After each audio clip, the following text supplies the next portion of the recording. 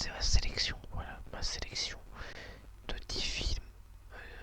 Alors, de mes 10 films préférés en fait.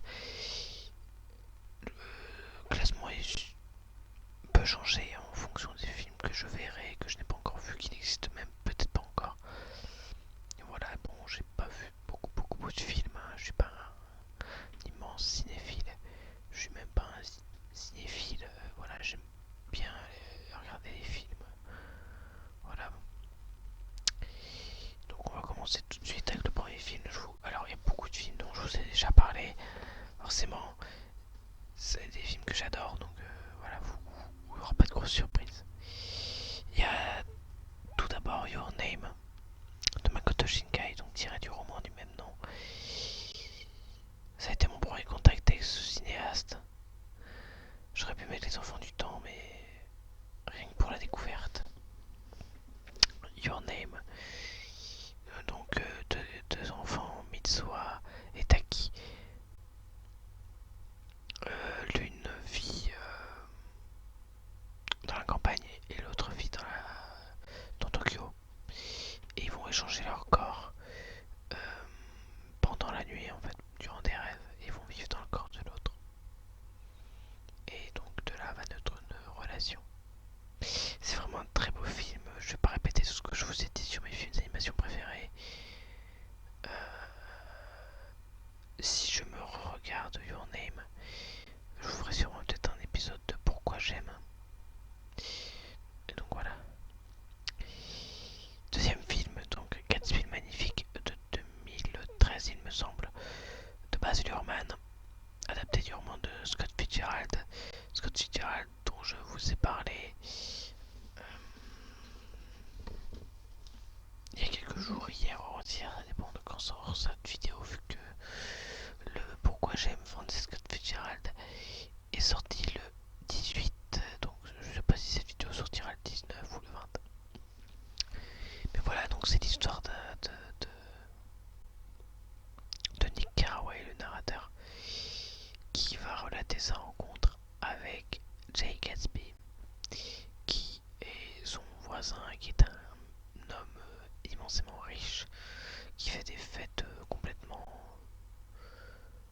mirobolantes, j'ai envie de dire, je sais pas si c'est le bon terme, des fêtes totalement dantesques. Et donc ce voisin va rentrer en contact technique et va lui demander de l'aider à le mettre en lien avec sa cousine Daisy Buchanan, qui est mariée donc à Tom Buchanan, un homme violent, possessif et infidèle, parce qu'il va essayer de reconquérir cette femme.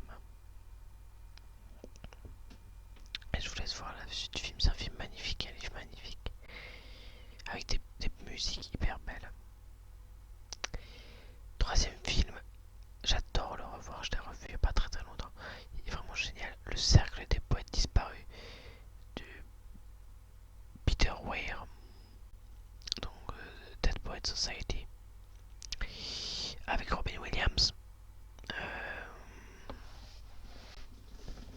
et d'autres bons acteurs dont les noms ne me reviennent plus.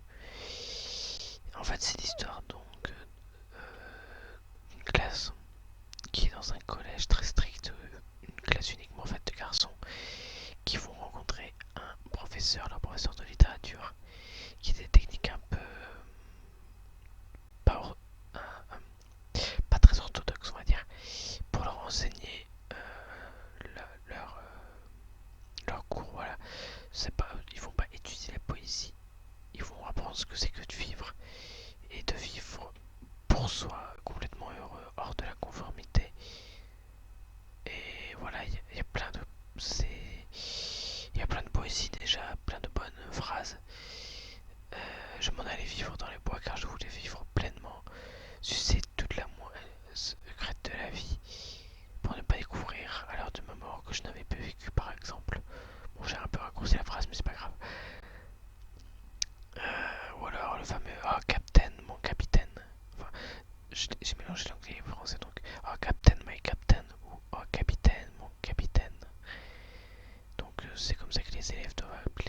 professeur John Killing. Et bon voilà, il y a plein d'autres phrases, il y a une grosse présence de la poésie par exemple de Walt Whitman ou de Robert Frost, la fameuse citation de route s'offrait à moi. J'ai pris le chemin où on n'allait pas et c'est là que j'ai vu toute la différence. Donc voilà, si vous voulez, je vous ferai une petite vidéo poème du dimanche. Ah bah oui tiens, je vais noter tout de suite. Robert Frost. Voilà. Donc voilà, très très beau film. Quatrième film, 5 cm par seconde, donc 5 cm per second, de encore Makoto Shinkai. Un moyen métrage, je crois, vu qu'il dure 1 heure, je crois. 1 heure 10, faudrait que je regarde. Voilà, une belle histoire d'amour. C'est le seul roman d'ailleurs pour l'instant de Makoto Shinkai que je n'ai pas encore lu. Donc c'est adapté du roman du même nom. C'est un très très beau film, des très beaux plans encore.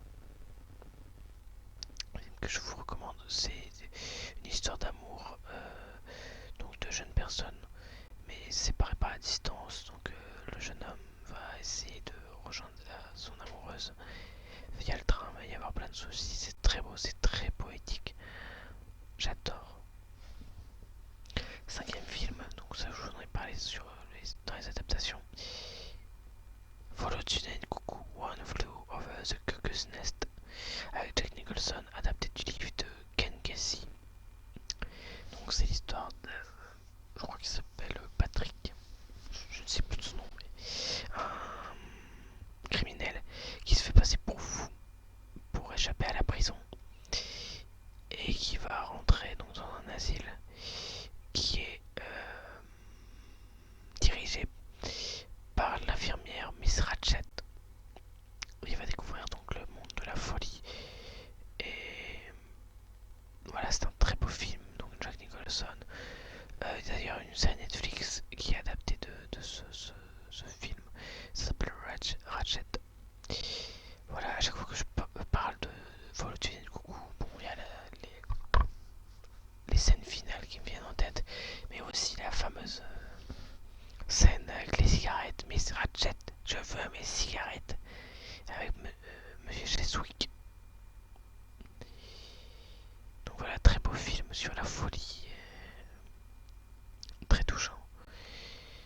Je me souviens, je l'avais vu à la télé il y a 2-3 ans, lors de la mort du réalisateur Milos Forman. Et c'est ma mère qui m'avait dit, ah bah tiens, viens, on va le regarder. J'ai adoré. Sixième film, pardon. Des studios Ghibli. Alors j'ai commencé le manga, j'ai pas lu le roman duquel c'est adapté. C'est pas très français, mais bon.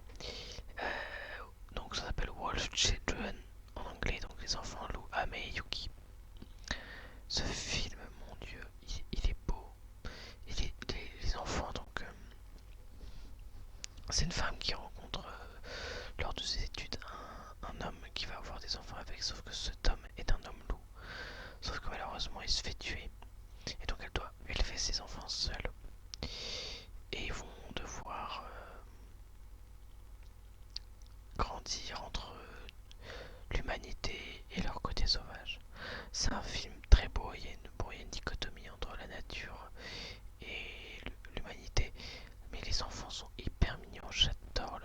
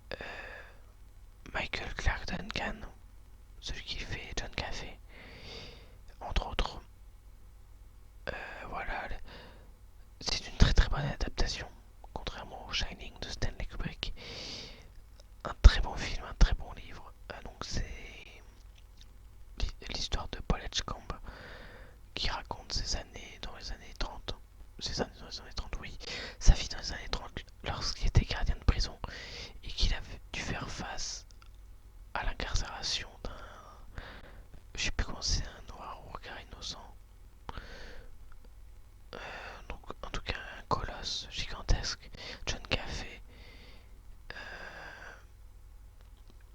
qui a été jugé pour avoir tué deux fillettes. Sauf que Paul ne croit pas à cette histoire, il va tout faire pour l'empêcher de traverser cette ligne verte, donc le lino qui mène jusqu'à chez les électriques, c'est ça la ligne verte. Et donc voilà, il va essayer d'innocenter cet homme.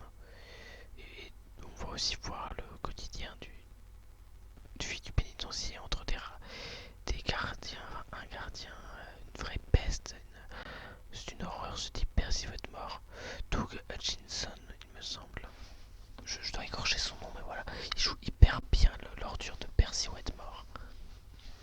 Bref voilà, c'est très beau film et très beau livre.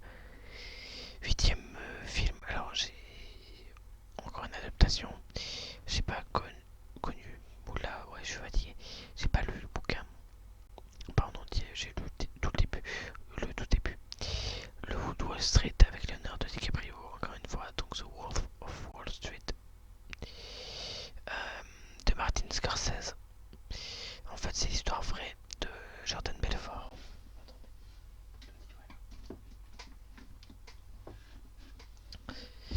Je vais vous lire le petit résumé. En 1987, âgé de 20 ans à peine, Jordan Belfort entre au plus bas de l'échelle dans une société d'investissement de Wall Street. 6 ans plus tard, il est à la tête de sa propre entreprise boursière et gagne près de $1000 par minute. Prostituée, fête décadente, abus de drogue en tout genre, mépris envers les autorités. Il mène une vie de rockstar, allant jusqu'à cracher son hélicoptère sur la maison familiale. C'était compté sans le FBI qui mettra fin à cette démesure. Jordan Belfort livre un témoignage insensé sur sa vie de requin de la finance, qui se lit comme un vrai thriller. Donc voilà, le Loup Wall Street. Film génial. C'est pas un film qui prend d'émotion, mais c'est un film prenant. Je saurais pas vous dire.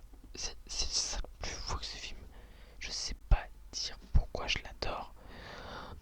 Il est prenant. Oh, mon dieu. Bref, voilà. J'ai lu le résumé, allez le voir. Et bon, il dure 3 heures. Moi, je l'ai regardé en 2 fois 1 h 30. Mais ça vaut le coup. Avant-dernier film. Je vous en ai parlé dans mes films d'animation préférés. Je vais pas revenir beaucoup dessus.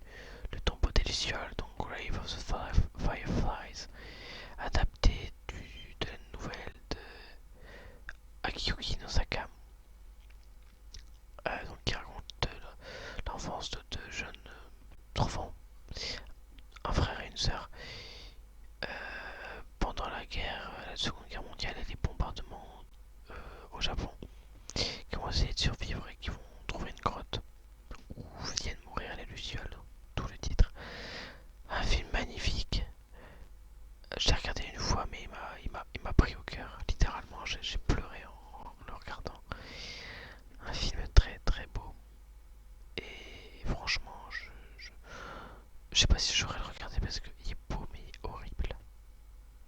Mais quand on sait que c'est vraiment ce qu'ont pu vivre des personnes, je crois que c'est ça qui touche encore plus que déjà ce qu'il racontait. C'est horrible, les images sont tristes. Mais savoir que c'est sûrement que ça peut arriver, vraiment, c'est ça vraiment qui vous prend au cœur.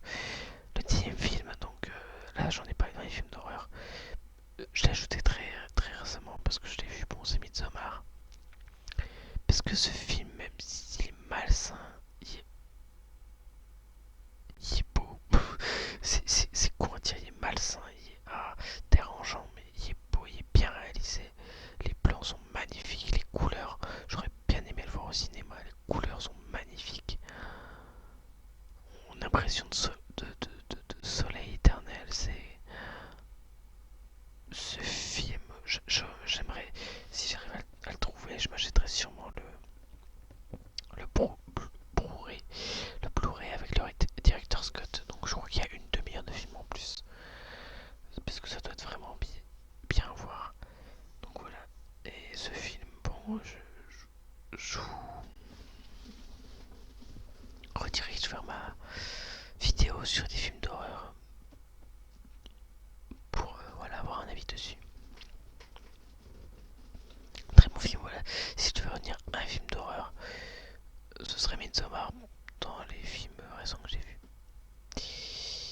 Je vais essayer bientôt de regarder un autre film. Je sais pas si c'est de l'horreur, c'est Dernier Train pour Busan. Il paraît que c'est bien, j'ai eu de très bons retours dessus.